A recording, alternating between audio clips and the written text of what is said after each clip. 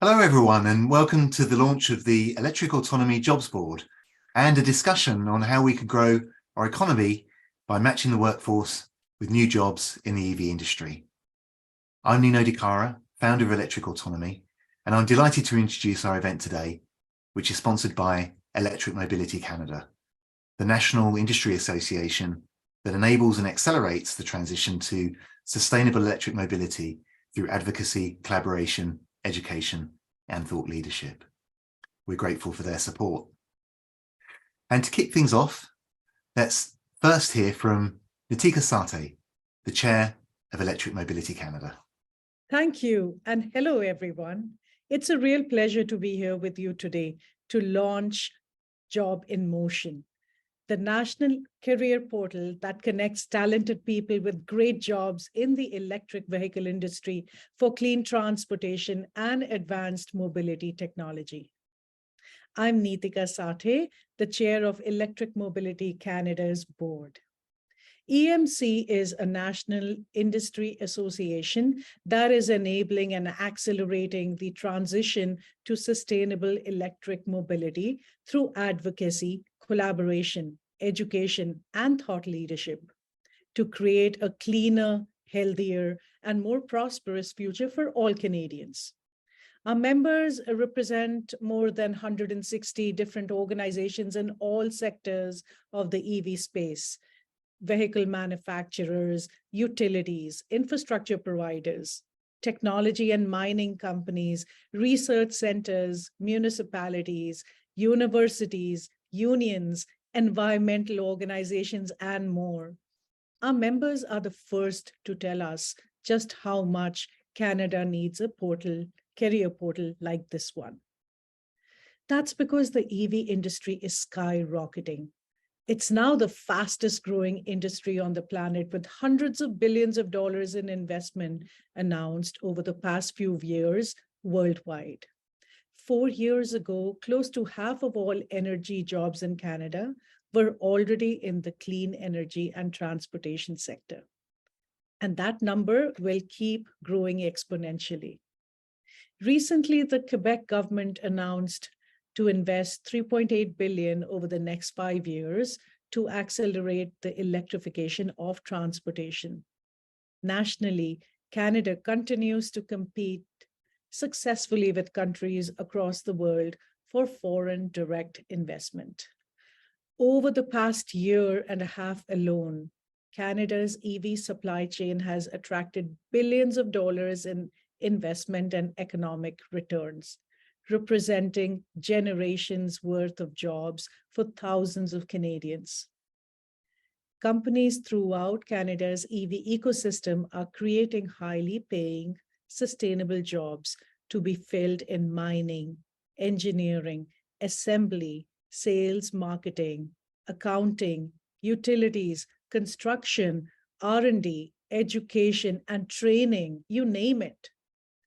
At the same time, Canada has a huge pool of skilled workers looking to connect with these exciting new opportunities that are popping up from coast to coast, with employers ranging from commercial fleet operators to government departments to battery recycling companies. It's evident that a new kind of job board is crucial to meeting this demand. At last count, there were close to 150 employers and more than 2,300 open positions posted on the Jobs in Motion career portal. We know the need is only going to increase. Manufacturing, buying, selling, driving, servicing, and battery recycling for EVs is different than it is for gas-powered vehicles. Canada is going to need to train and keep developing the skilled workforce needed to put these vehicles on the road and keep them there. We at Electric Mobility Canada are so pleased and proud to sponsor this important initiative and to be able to offer this as a valuable benefit to our members who are looking to hire. We thank Electric Autonomy Canada for the opportunity to partner with them and look forward to the discussions today. Thank you for joining us. Well, and a big thank you to Nitika and to Electric Mobility Canada for sponsoring this initiative and really being great partners. And Nitika has set the stage really well for our discussion today. The EV transition is driving an economic transition with the creation of new skilled jobs and the expansion of existing jobs in related fields of electrification and engineering. As a manufacturing economy with a vast automotive sector and as an extensive producer of clean energy, Canada has the potential to greatly benefit from the EV transition in more ways than through cleaner air and carbon reduction. And so today our panel will be talking about just this and the potential of this opportunity. And afterwards, I'll share with you details of our new jobs board so that you get to access it yourself. So first, let me introduce to you our panel. They are Maddy Ewing, consultant at Dunsky Energy and Climate Advisors. Alana Baker, Senior Director of Government Relations at Automotive Industries Associations Canada. Daniel Breton, President and CEO at Electric Mobility Canada. And my colleague, Emma Jarrett, Executive Editor at Electric Autonomy, who will be moderating today's discussion. Please feel free to add your questions into the Q&A section, and if we're able to, the panel will get to as many of them as possible. And with that, I'll pass you over to my colleague, Emma. Thanks very much, Nino. Welcome, everybody. It's lovely to have you. I will apologize in advance. I'm sure, like most of us in Canada, we're suffering under heavy smoke right now. I sound like I'm coming to you live from the bottom of a pond, so I apologize. But really thrilled to have everybody here today. So we just saw the jobs board is coming to Electric Autonomy and Electric Mobility Canada, and very excited to kick off that initiative. So Daniel, could you start us with a lay of the land? What are you hearing from EMC's members about workforce readiness to meet the needs of the EV ecosystem? Well, thank you, Emma, for the question. Well, very simply, we need workers. We need qualified workers, and we need them now. It's as simple as that. From BC to Atlantic Canada, we need a lot of people, and the demand will keep growing as time goes by. I don't know if you saw this, but Clean Energy Canada published a report a few months ago saying that between now and 2050, if we're looking for net zero economy, the number of jobs related just for electric mobility would grow 60 times more than it is now to 1.3 million jobs. And that's just when we're talking about EVs or EV manufacturing or mining. If you add jobs in the clean energy sector, that will add at least another 500,000 people. So we're talking almost 2 million people between now and 2050 that we will need to work in clean mobility and clean energy. So I was talking to you because we had a previous call, before this webinar today, about the fact that I grew up, in Montreal East, where there were 8 refineries, when I was a kid. Believe it or not, I worked in a refinery when I was young. And now 7 of these refineries closed between the 70s and today. But what we are seeing is that there are some job displacement, going from Eastern Montreal to the center of Montreal. It's like, and I mentioned this before, if you remember, there was a big oil boom 10, 15 years ago in Fort McMurray. And I knew a lot of people living either in Quebec or even in Atlantic Canada moving to Fort McMurray because they needed to hire a lot of qualified workers. But what we are seeing today is the same thing at a different level. I was at the VW announcement about a month and a half ago, speaking to the mayor of St. Thomas. And if you look at St. Thomas, the way it looks today, they've been through a lot of hardship over the past few decades. Many factories closed. The train industry went down, the car industry went down, some plants closed. And the same thing could be said about Bécancour in Quebec, where many factories closed over the past few decades.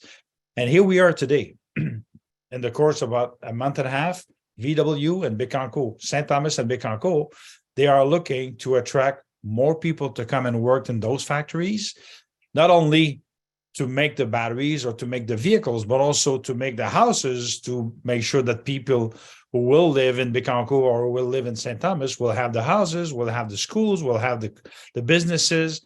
So it's really a rebirth of these two regions in Canada, and this is something we will see across the country. Because contrary to some industries where it can be, I would say, located in one particular region, oil and gas, for instance, is not very much in Ontario or Quebec. But when we're talking about the EV industry, basically it is across the country, from mining to assembly to R&D, to construction, to infrastructure, to utilities. So the need is great. And I can tell you that there is a lot of interest from our members to see what's going to happen with this job board. But let me tell you, they are looking to hire qualified workers, people who are interested not only to get a good job, to get a sustainable job, because we're talking about decades of work, but on top of that, to work in a field that it will make a positive difference regarding the environment. Thank you. So, Maddy, I just want to dig a little deeper into what Danielle was saying about those 2 million jobs. Obviously, Dunsky has conducted a fair few studies on this. So could you bring some data to the table and break down, what the data is saying that these jobs will actually be? What are the gaps we need to fill in the workforce to meet the needs of the EV industry? Yeah, absolutely. Thanks, Emma. So we have certainly done some work in this area, some analysis to understand, what the opportunity here is, and also, how we can leverage it. I'm going to speak to maybe a report that we conducted most recently for ChargePoint and the Accelerate Alliance. And it focuses on sort of one aspect of the EV ecosystem, so EV charging infrastructure in particular. So let's hone in on that one little piece here. We ultimately wanted to understand with ChargePoint and Accelerate, what is the job creation potential associated with the deployment of charging infrastructure? So again, just one piece of the pie here. And we really wanted to see this more as an opportunity as opposed to sort of a mountain that we need to climb. So we leveraged some previous modeling that Dunsky had conducted for Natural Resources Canada, in which we looked to understand sort of the volume of EV charger deployments we'd need year over year to support the proposed ZEV targets for light duty vehicles. And so under that, we found that we'd need nearly 200,000 chargers by 2025 alone. And so what did that mean in terms of the job creation potential? We really wanted to know, what it would take to actually get those in the ground. So ChargePoint actually surveyed 6 firms that are specializing in electrical contracting services to get a sense of what it takes to deploy level 2 DCFC chargers in different settings. So in multi-unit residential buildings, in public settings, et cetera.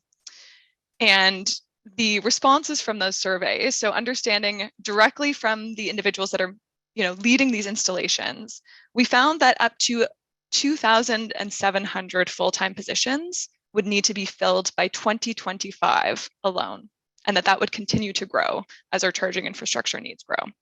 So pretty significant job creation potential there. And in addition to understanding kind of the volume of positions that would need to be filled, we also wanted to understand the types of job functions that would be most in demand. So I'm sure this is not going to come as a surprise to anyone that's tuned in here, but electrical contractors and engineers were significant, a huge part of the pie here. So whether this is individuals working at electrical contracting businesses or within a utility, these are the individuals that are ultimately responsible for installing the chargers, for completing the wiring, getting electrical equipment installed, and ensuring that everything was up to code. So in some cases, actually not in some, in all cases, so across level 2 charger installations, DCFC installations, electrical engineers and contractors represented about 1/3 to half of all job hours required. So pretty significant demand for that skill set. And we all know that demand for these skills is going to grow across other sectors as well. So it's not just in EV charging that we're seeing a demand for this, but we're seeing demand for this job function in the building side and many other sort of sectors in this transition to net zero. So maybe just, noting on top of that, on top of the electrical engineers and electrical contractors, which may not come as a surprise, there are certainly a variety of other skill sets that will be needed. So we're looking at, individuals like civil contractors or general contractors that need to be on site to actually facilitate the construction and deployment of these charging infrastructure sites. So, they may be needed on site to complete some trenching, to bury cables. You may need heavy equipment operators, et cetera. But, all that to say is there's a wide variety of individuals that are needed, and there's a huge volume of, future demand in this sector. Thanks so much, Maddy. Could I bug you to drop a link for the report in the chat? Absolutely. Just in case we have anybody watching who wants to take a look at it. And Daniel, can you jump in? Yeah, can I ask you a question, Maddy? Of course. Correct me if I'm wrong, but when you're talking about, the number of chargers that need to be installed, you're talking about public and MERV chargers, aren't you? Yes, exactly. So this does not include residential chargers that are installed. That is a great point. Thank you. And we're adding at least, I would say, 2 million chargers in, individual residences, which means even more jobs for contractors and electricians. Absolutely. Yeah. Thank you for pointing that out. Okay. Great. So obviously, before an EV is even on the road, while it's being made, while, the infrastructure is going in, there's huge job potential here. Alana, I'd love to bring you into the discussion talking about the aftercare market and what that looks like job-wise for EVs as they become more commonplace. Sure. Thanks, Emma.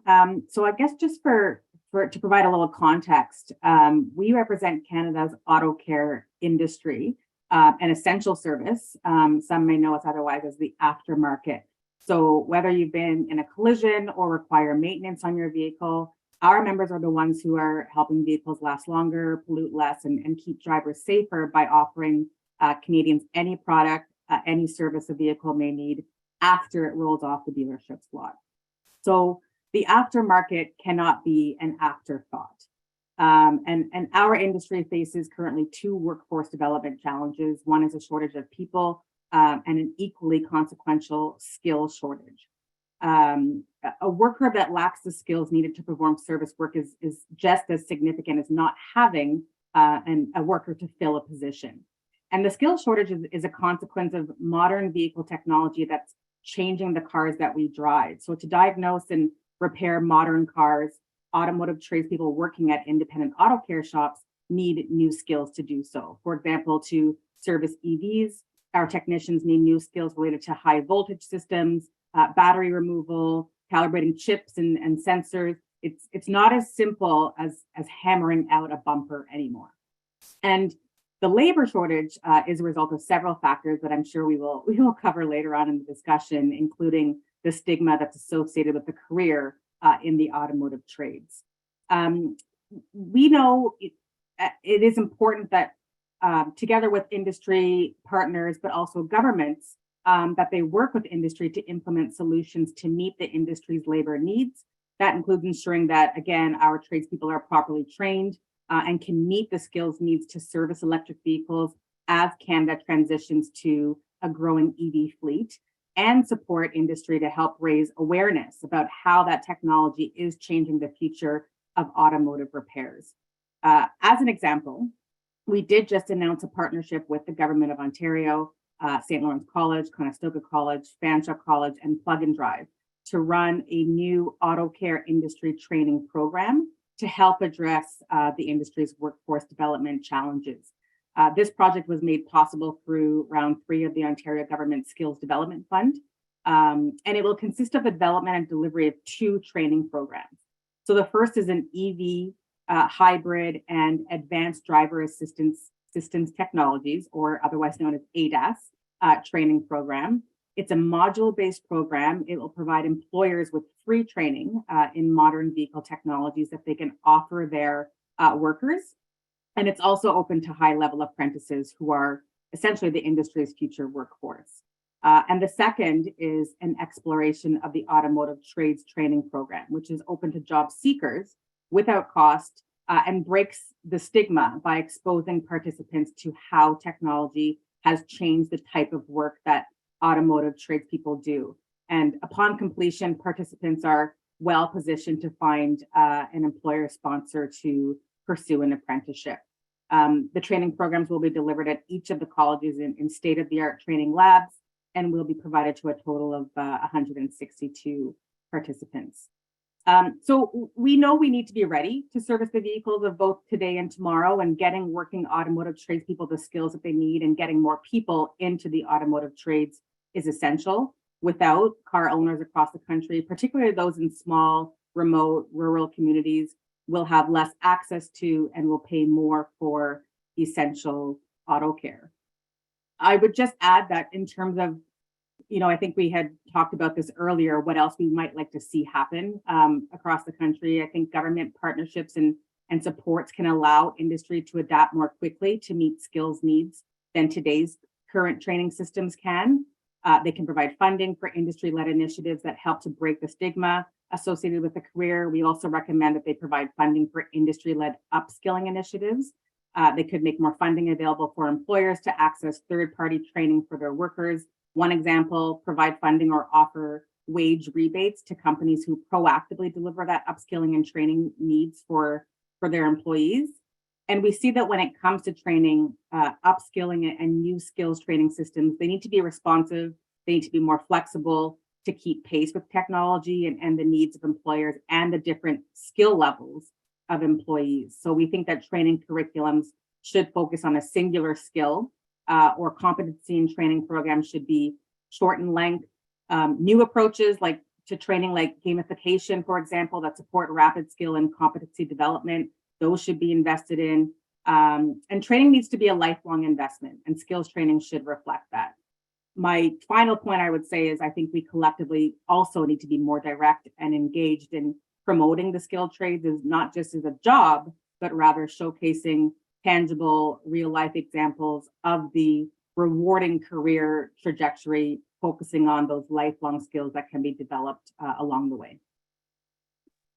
Thanks, Alana. Yeah, I was just up in Sudbury at a conference there, and on a panel with somebody who mentioned that starting salary for a millwright was 6 figures, but they talked about that same stigma about how it's really hard to attract, the workforce to skilled trades, and I don't know if you have any thoughts on that stigma and how maybe schools or government or industry stakeholders can help crack that, but it seems to be a really pervasive issue when you look at the salaries even, and you think everyone would want to work in the trades. Yeah, I mean, absolutely. I think it's highlighting that career, everyone has to start somewhere, right? And I think that there needs to be a stronger push and starting at again, I think we might cover this later, but starting at a very young age to highlight that this is also a significant opportunity, building awareness, raising the profile, that all of that can help attract more students to the industry at a younger age, and also attract more people from non-traditional groups as well. Thanks. So Daniel, just building off, Alana just put so much on the table there. It was great. But building off of Alana's ideas for how to upskill and round out the EV workforce across Canada, you mentioned Fort McMurray earlier.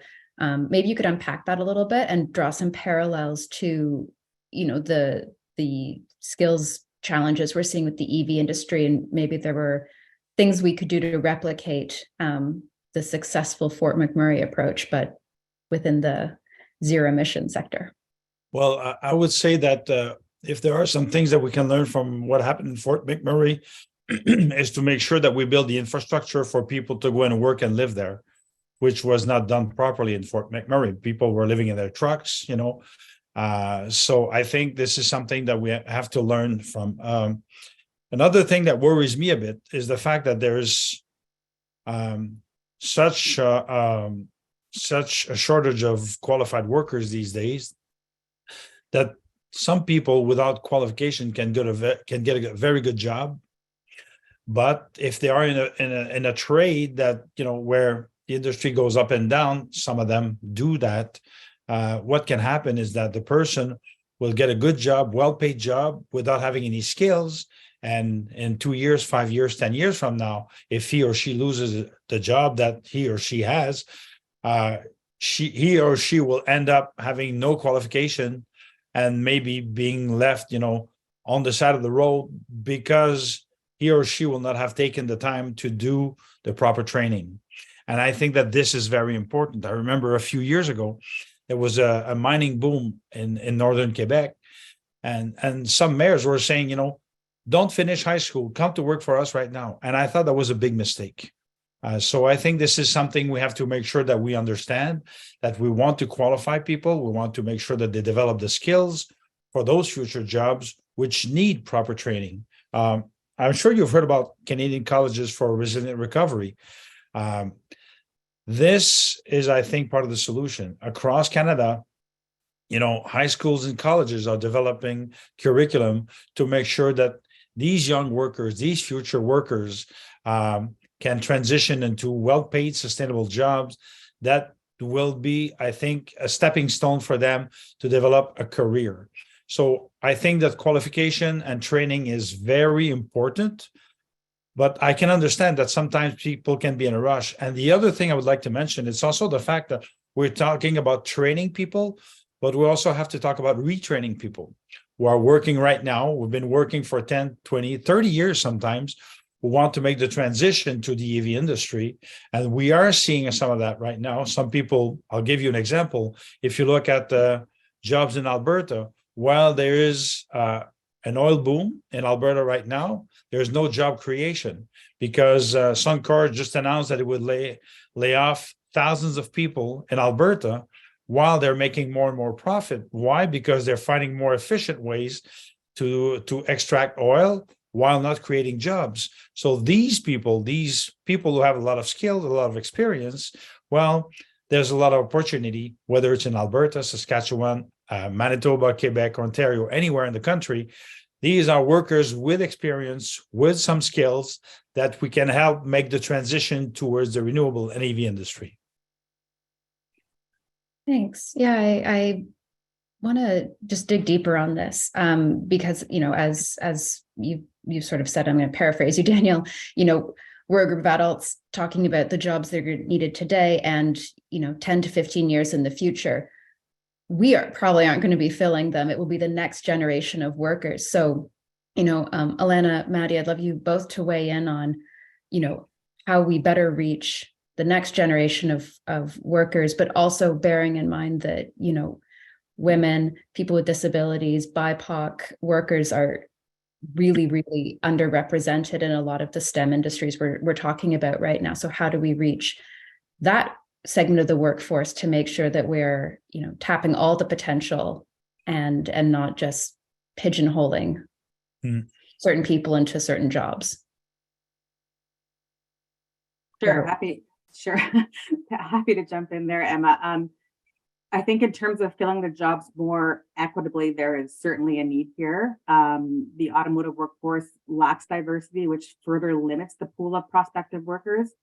Specific to our sector, I would say we have not done a good enough job to attract women and new Canadians. In fact, an analysis of 2016 census data shows that approximately only 31% of the industry's workforce self-identifies as female, 22% as foreign-born, and 5% as an Indigenous person. There's also evidence that too many new technicians do not actually stay in the industry. So specifically, women are choosing to leave because they may feel as though they can't find their place, or they do not find their place in the automotive sector. So I think this requires us to change our culture and our behaviors. I saw a comment in the chat about rebranding, which I think is 100% bang on. I also, again, I think that raising that awareness about how technology is changing the future, that can not only change perspectives, but also help to break some of that stigma that still exists and deters people from even considering a career in the automotive trades. And again, collectively, we need to do more to promote the value of getting into the trades. Traditionally, I think we've focused on encouraging our children I know that my parents did this when I was younger, to pursue higher education at the cost of getting more people into the trades, because most parents, I think, view Canada's post-secondary education system as hierarchical. That's especially true for immigrant parents. And a parent's perspective on education matters, as their perceptions can help shape the tastes and the expectations of their children. So again, building that awareness, raising the profile, I think it can help attract younger students, but also attract more people from non-traditional groups, including women, immigrants, BIPOC workers, and also people with disabilities. Yeah, and I mean, part of this too is thinking about like who's being left behind today in terms of those communities, like not just thinking about the future, but how do we support immigrants that are coming to the country that have these skills that we're not actually leveraging because there are barriers to certification and things like that. And so part of that is also understanding how can we enable like streamlining of those certification processes. And we saw that, we've talked about this before, but like nurses during the pandemic, like this happened where we had a shortage of nurses, and it was kind of this panic of, we have more resources internally in Canada than we're actually leveraging. And so there was like a push to kind of streamline the foreign credential recognition. And so similar things can be done, no doubt, in the EV sector to ensure that we're leveraging sort of all of the skills and capacity that we already have. But as for the future too, I mean, like there's certainly a need for young people to see themselves in these positions, and for women and for like individuals from the BIPOC community, Indigenous communities, like they may not see themselves there. And so certainly there needs to be a push to sort of increase that representation within those communities, set up mentorship relationships, networking opportunities to ensure people can feel connected to individuals in that sector, in these different sectors, and they can actually see themselves there in the future. Thanks. Daniel, I just want to grab a question from the audience that came in, and I'm going to broaden it out a little bit, but it picks up on what Maddy was saying about, mentorship. And this person has asked, how do I switch careers? How do I bounce into the EV and clean tech sector and become an educator there, taking the skills from my education background in my current career? Do you see an opportunity there for, there to be a national conversation about developing a more formal mentorship program in order to attract talent in? Absolutely. And what Maddy said about immigrants totally resonates with me because many of my friends, my wife is an immigrant, and we want to make sure that we attract these immigrants for those qualified jobs. But the education system has to adapt. As I mentioned, the colleges for resilient recovery, I think, is a great idea. This is something that kind of developed during the pandemic. If you remember, we're talking about resilient recovery. Somehow we are a different place, right now, because what we are is looking is to make sure that we have enough qualified workers. The education system is adapting. I'm seeing that right now in Ontario and Quebec in particular, where they are, developing curriculums for those skilled jobs, from high school to university, because we will need people, fixing the cars and the trucks and the buses, working in mines, like Nitika said. But I mean, it's in sales and marketing. I mean, we are launching an EV sales training program at EMC for people who are selling cars, because let's face it, when I first started shopping for my first electric car, that was 25 years ago. So back then it was normal not to know about EVs. Now there's a lot of catching up to do from car manufacturers, car dealers.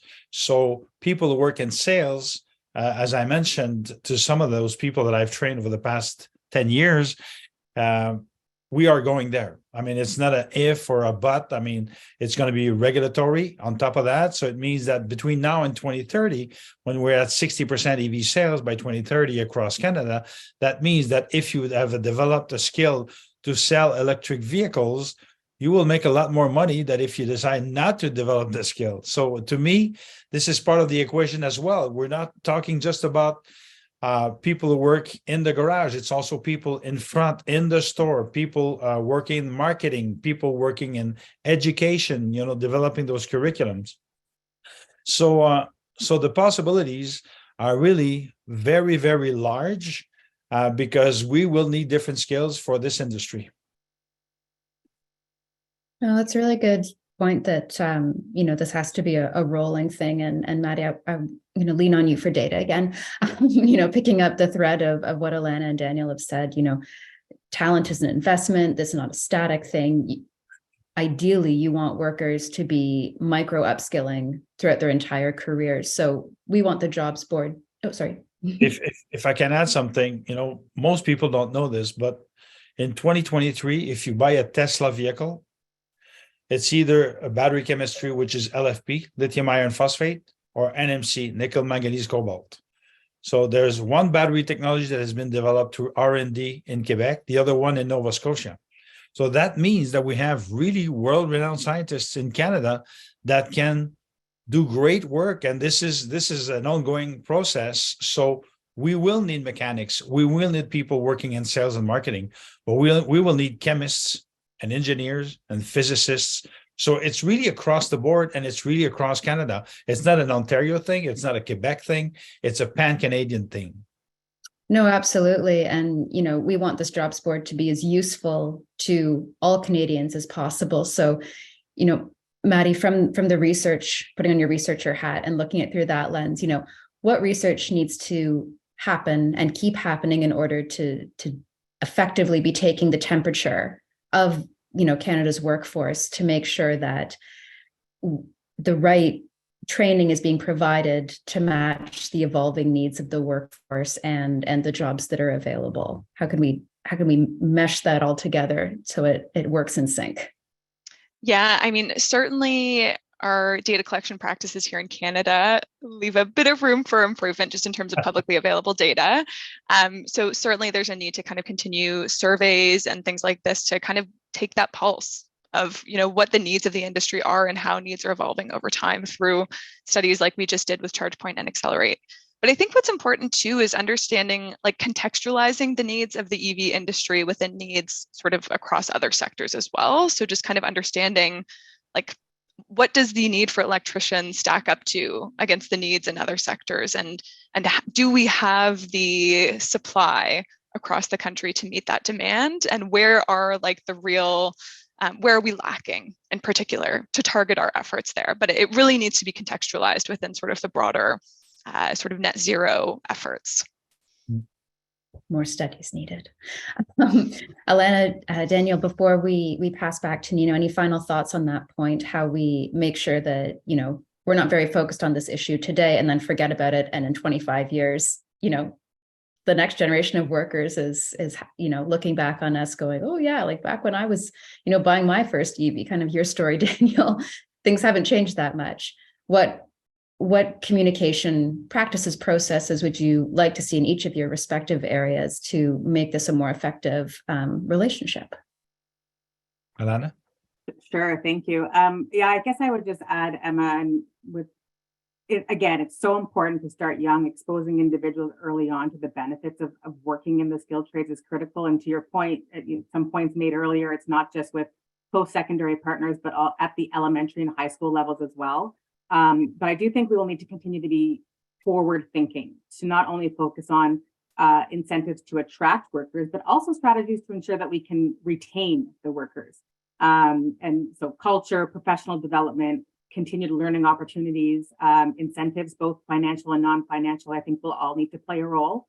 And we need to continue to develop a positive culture that recognizes today's continuously changing environment. So employees feel valued, they're motivated, flexibility in the workplace, accommodations, to Daniel's point earlier, inclusivity, diversity, all critically important.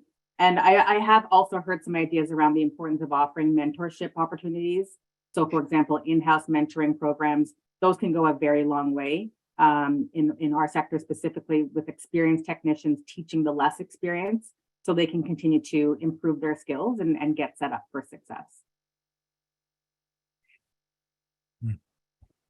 I would like to say that I think that a major comms campaign needs to be done across Canada, both in English and in French, so that we can reach everybody across the board that are looking to find a work in a sustainable environment. Let's face it, you were talking, Emma, at the beginning of this conversation about, the fact that there was a lot of smoke. Yesterday, we had our AGM. While we were having our AGM, there was a lot of smoke coming in where I am in Quebec, but in Nova Scotia with Sanjeev at Nova Scotia Power, some of our colleagues in Alberta, in BC, and even in Ottawa. So, one of the reasons why I've been doing this for decades is the fact that we want to fight climate change and air pollution. That's one of the reasons why we're working and focusing so much on clean energy, clean transportation. So I think that the environmental part about what we are trying to accomplish is very important, because the younger generation is a lot wiser than we are, a lot more aware than we are when it comes time to talk about the future of our environment, the future of our planet. And I remember when I was younger, I would talk about, I would go to high schools and primary schools and to CEGEPs and university to talk about climate change. And actually it was quite depressing. So some people said, listen, if you don't stop talking about this, or if you keep talking about this without solutions, it's going to be more, people will get more eco-anxious than anything. So I think that when you are part of the solution, we can't change the world by ourselves. But when we feel that we are part of the solution with the work that we do, with our trade, whether as an engineer, whether as an assembly worker, whether as a miner, to work in the energy transition sector, I think it can bring a lot of hope to the younger generation while they work. Yeah, that was the word that kept ringing through my head, Danielle, was hope.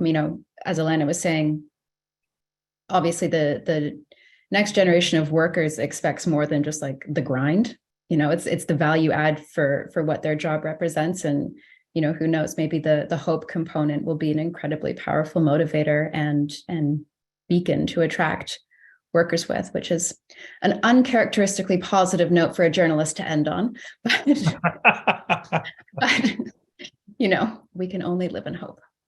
So thank you everybody for that great discussion. Such a wonderful way to launch the jobs board.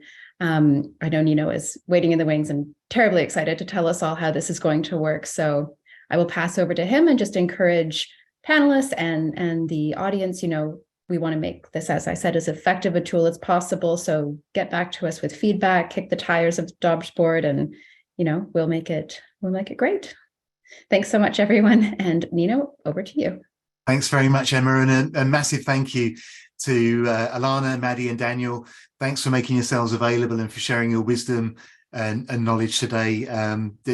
Really terrific insights and great pointers for the audience as well.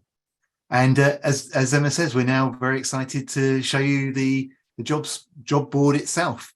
So I'm going to run you through a demonstration so you can see how to use it.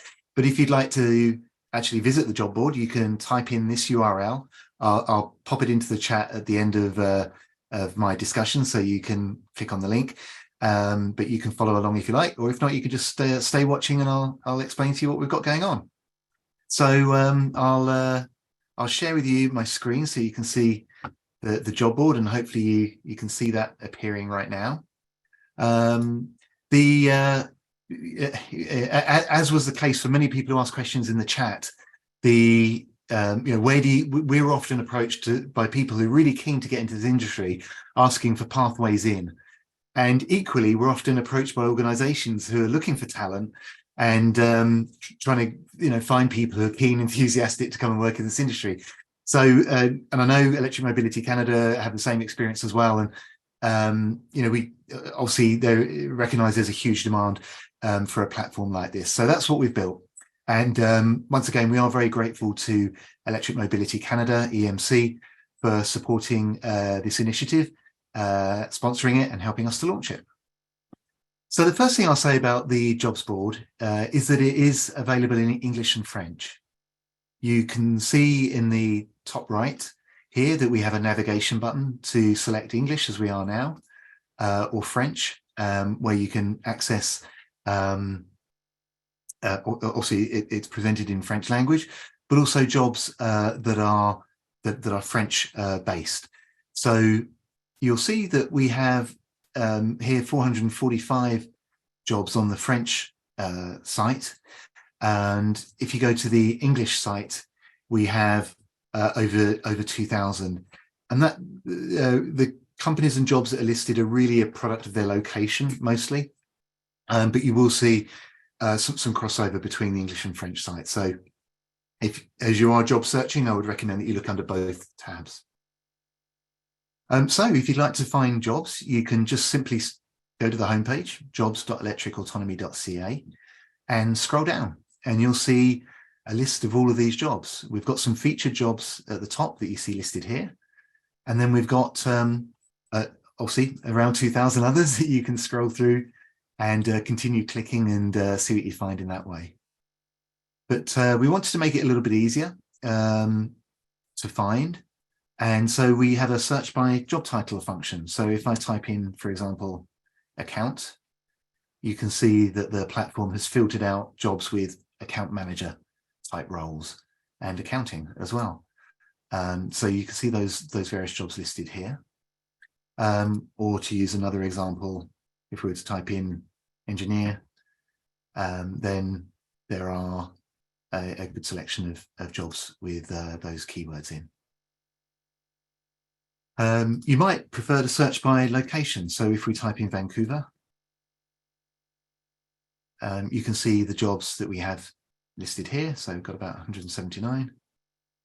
And let's just type in Montreal. And just to reiterate, you will get different search results depending on if you're on the English or French language site. And so you can see the jobs here that we have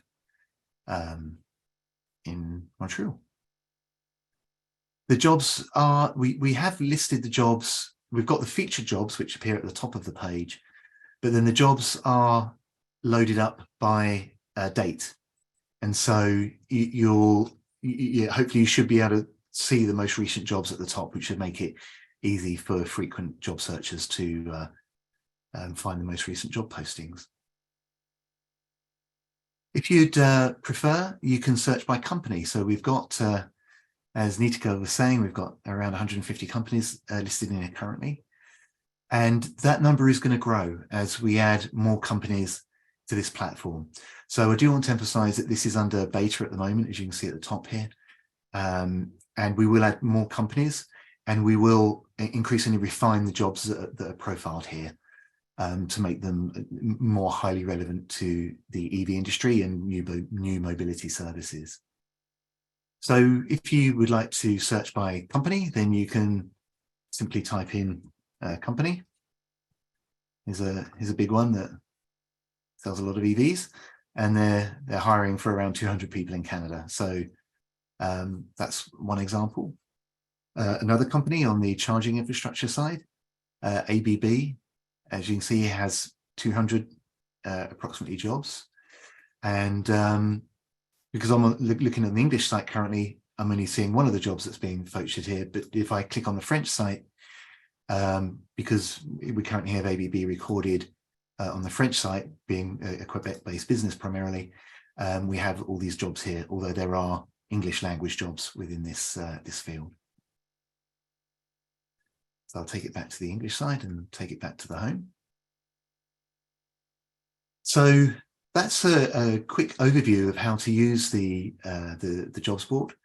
If you're an employer and you would like to see your jobs listed here, then we'd be really happy to get you listed. If you email us at jobsboard@electricautonomy.ca, I'll put that into the chat here so that anybody who would like to have their jobs listed on here, you can contact us. And so I will now share the link to the jobs board in the chat as well, so that you can click right off of that chat link and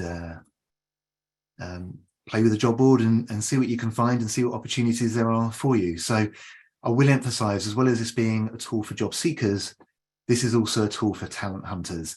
And we obviously want to make sure we've got the best jobs and the most relevant jobs to the industry here.